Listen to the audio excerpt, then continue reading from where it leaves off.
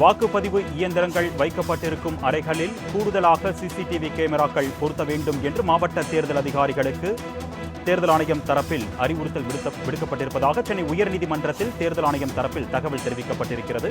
அண்மை செய்தியாக பார்த்துக் கொண்டிருக்கிறோம். இது குறித்த கூடுதல் விவரங்களை செய்தியாளர் கிருஷ்ணமூர்த்தி வழங்க நாம் கேட்கலாம். வணக்கம் கிருஷ்ணமூர்த்தி, இது தொடர்பான கூடுதல் விவரங்கள்.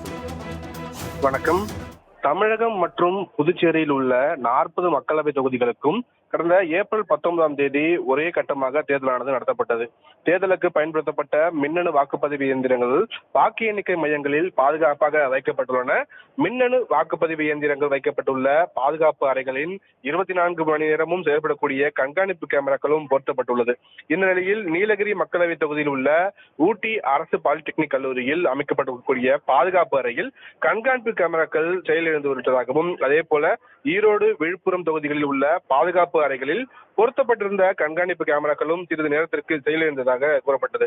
இது சம்பந்தமாக உயர்நீதிமன்ற ஓய்வு பெற்ற நீதிபதி தலைமையில் குழு அமைத்து விசாரித்து வெள்ளை அறிக்கை வெளியிட வேண்டும் என்று தேர்தல் ஆணையத்திற்கு உத்தரவிடக் கோரியும் வழக்கறிஞர் ML ரவி என்பவர் சென்னை உயர்நீதிமன்றத்தில் பொதுநல வழக்கு ஒன்று தாக்கல் செய்திருக்கிறார். அந்த மனுவில் கோடை வெப்பம் காரணமாக கண்காணிப்பு கேமராக்கள் செயலிழந்ததாக தேர்தல் ஆணைய அதிகாரிகள் தெரிவிப்பதை ஏற்றுக்கொள்ள முடியாது என்றும், கண்காணிப்பு கேமராக்கள் அதிக வெப்பத்தை தாங்கும் வகையில் அமைக்கப்பட்டுள்ளதாகவும் தெரிவித்திருக்கிறார்.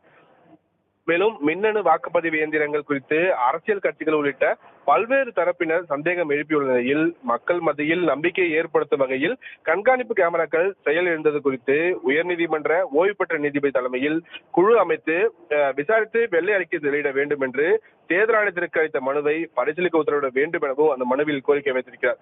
இந்த வழக்கு நீதிபதிகள் ஜெகதீஷ் சந்திரா மற்றும் நீதிபதி கலைமதி அடங்கிய அமர்வில் இன்று விசாரணைக்கு வந்தபோது தேர்தல் ஆணையம் தரப்பில் ஆஜரான வழக்கறிஞர் கண்காணிப்பு கேமராக்கள் செயலிழந்தது குறித்து அறிக்கை செயல்பட்டுள்ளதாகவும், கூடுதல் கேமராக்களை நிறுவும்படியும் எந்த பிரச்சனையும் ஏற்படாமல் பார்த்துக் கொள்ளும்படியும் மாவட்ட தேர்தல் அதிகாரிகளுக்கு அறிவுறுத்தப்பட்டுள்ளதாக மனுதாரின் கோரிக்கை மனுவிற்கு இன்றைய தினமே பதிலளிக்கப்படும் என்றும் தேர்தல் ஆணையம் தரப்பில் விளக்கம் அளிக்கப்பட்டது.